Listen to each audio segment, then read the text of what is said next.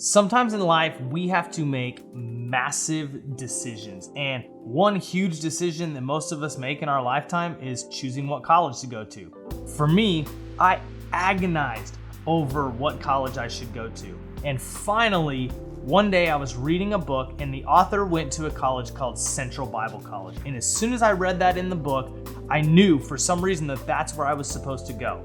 So I applied, and a few weeks later, I heard that I got denied. Okay, well, that's a little much. Straight shut down, and it was brutal. I didn't know what to do. I was confused. I honestly thought that that's the college that God wanted me to go to. And so while I was confused, one of my buddies called me, and he was speaking at an event later that week. He asked me if I could go with him and share my testimony. So I went with him, and while I was sharing my testimony at this event, I met a guy named Justin Smith. And when I met him, he told me about JRLC, James River Leadership College. And at the moment, I had just gotten denied from college. I was thinking maybe college isn't even for me, but I said, you know what the heck, I'll give it a shot. So I applied to JRLC, and a couple weeks later, I heard back and I was accepted. I was so pumped. I was ready to go to Bible college. I knew that God had called me to be a pastor. And so I started looking more into the college. Probably should have done that before I actually applied, but I didn't. I just knew that if he said I could probably get in, I was gonna give it a shot. So I look into JRLC, and guess what? They were actually affiliated with Central Bible College. So the college that had initially denied me because I was going to one of their sister schools, I was able to get accepted. But isn't that just how God works? If it was up to me, I would have wanted to apply to the college, get accepted, and then go to the college because I want things to work out that smoothly. I want to have a nice linear plan, but God doesn't work in straight lines. And guess what? A life of faith is not a straight path. A life of faith is not a straight path. And so today we're going to take a look at the life of Joseph. And if anyone had to live by faith and realize that God's path is not straight, it was Joseph. So let's take a look.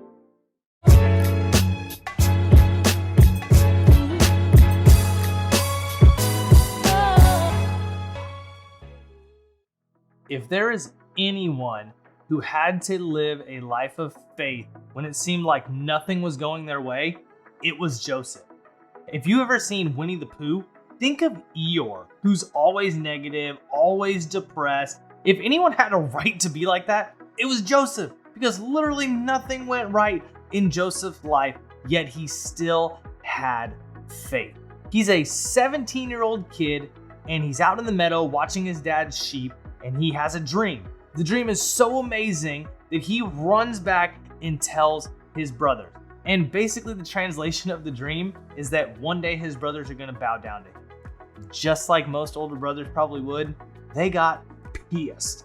And so they were mad, they were fuming, but a couple days go by, Joseph's back out in the field and he has another dream. And this dream has the exact same interpretation as the first one. So Joseph's brothers are ticked and they decide that they're actually going to kill their own brother. They are so mad.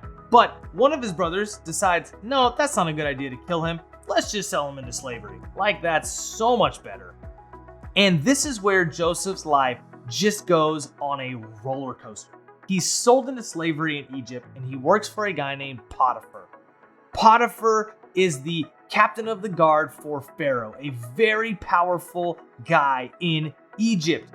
And Potiphar actually starts to take notice of Joseph, and he starts to rise through the ranks in Potiphar's household to where he is the man in charge of Potiphar's house. And so at that point, Potiphar's wife begins to take notice of Joseph. And one day she tries to seduce him. Joseph, being a man of God, tries to run away, and Potiphar's wife is angry that he ran away, and so she tells Potiphar that he tried to seduce her. And so Potiphar gets so angry, he throws Joseph in prison. While Joseph is in prison, He interprets a couple guys' dreams, and the interpretation of their dreams is basically that they're both going to get out of prison. And so Joseph tells them, when you're out, remember me. And of course, they don't remember him, because that's just how things work out for Joseph.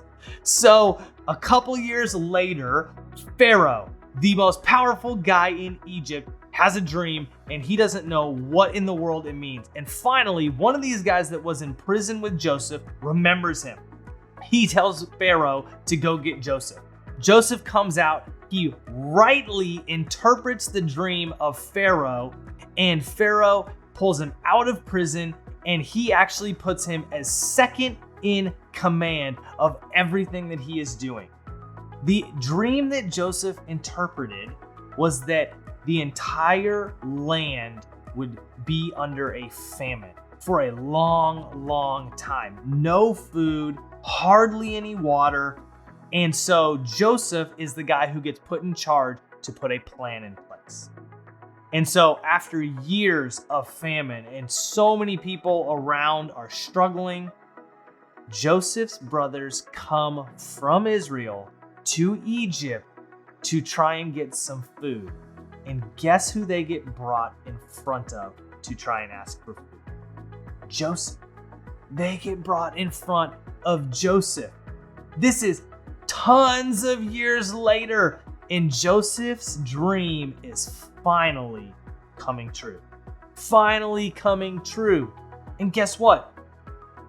Joseph probably would not have picked that route. If he could have chosen or made a plan for how that dream was going to be fulfilled, guess what? He would not have chosen the route that God took him on.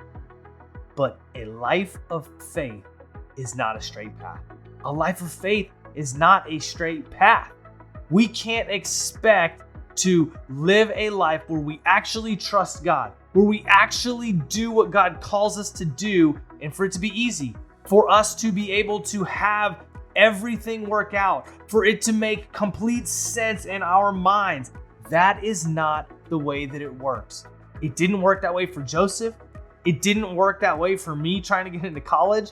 And guess what? It hasn't worked that way for hardly anything in my life. That's not how a life of faith works. We can't expect for us to have a perfect plan for everything to go the way that we would want it to go and think that we're living a life of faith. And so here's my question to you. Is everything super easy? Is everything going according to plan? Because if everything is going according to plan, the plan that you made, I would venture to say you might not be living the life of faith that you want to be living. And I can't judge that. You are the only one who can decide if that's where you're at. But I know for me, anytime I've taken massive steps of faith, it hasn't looked the way that I thought it would look. It's been way harder. It's been way crazier because in my mind, I have a straight path. I think, well, I'm going to start here. I'm going to make this decision and it's going to get me to point B. From point A to point B, I've got a plan of how I'm going to get there. And that's not the way God works. God works and he takes us on these crazy paths, these crazy journeys so that we can actually lean on him, so that we can actually trust in him and we can experience a life that we never thought possible. Joseph never would have dreamed that when his brothers would bow down to him, it would be because he was the second most powerful man in the world at the time. I guarantee you, he never would have thought about that. He never would have been able to make a plan sufficient enough to get him to that position. Only God can do something like that, and only a life of faith can do that for you. But guess what? It's not going to be a straight line. It's not going to be the easy path. It's not going to be the plan that you or I would come up with, because that's not how God works. Let me illustrate it this way. This right here is called the 9 dots puzzle. And the reason why it's called a puzzle is because you have to solve it in a very particular way. You have to try and connect all 9 dots by only using 4 lines, and you cannot lift your pen once it hits the paper. So 4 lines, you cannot lift your pen once it has hit the paper. And so if it was me and I was trying to think the way that I would usually think, I would think maybe I'd try the outside, but then I have a dot left in the middle. Maybe I try doing diagonally, but then I still have some dots left. Maybe I try something crazy and I'm always left with dots that are left there. The only way that you can solve this puzzle is by doing things outside of the box. And that is exactly how God works. And in life, when you are living a life of faith, it's outside the normal path that you would take. That's the path that God has for us. It's not going to make sense all the time. It's not going to be easy, that's for sure. Joseph's life wasn't easy. And you are not going to have it the way that you would plan it, or the easiest way, the most simple way, whenever we're living a life of faith. But living a life of faith is worth it every single time. So here's my challenge to you this week. Put away your to-do list. Put away what you think your plan should be, and really be sensitive to the Holy Spirit. Ask the Holy Spirit what you should be doing every single day, every single moment. Maybe instead of rushing through on your way to work, maybe you get out of your car at Starbucks instead of going through the drive-thru, and you go inside and you talk to somebody, and you maybe brighten their day. Maybe while you're getting lunch and you're running through somewhere getting some fast food, you pay for the person behind you. Maybe you pick up your phone and you call someone that's on your heart. Maybe a coworker that you've thought encouraging words about, you haven't actually said them to that person.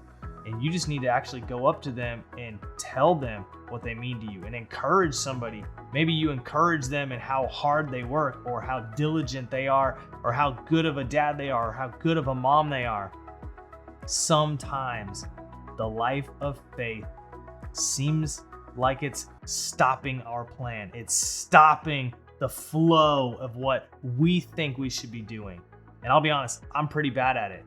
And so this week, I'm going to challenge myself too, to deal more with relationships, to trust the Holy Spirit more, to do things that might seem messy, that might not make a whole lot of sense, because that's what living a life of faith is all about. Hope you guys have a great week. If you enjoyed this video, I would love it if you gave a thumbs up, subscribe for more content just like this. I'm going to be putting out videos more regularly that are just kind of little devotionals like this to hopefully encourage you guys, challenge you guys. And so if you want to see more stuff like that, stick around, subscribe, hit the bell so that you're notified anytime I post a video. And I hope you guys have a great week. I'll see you next time. Peace.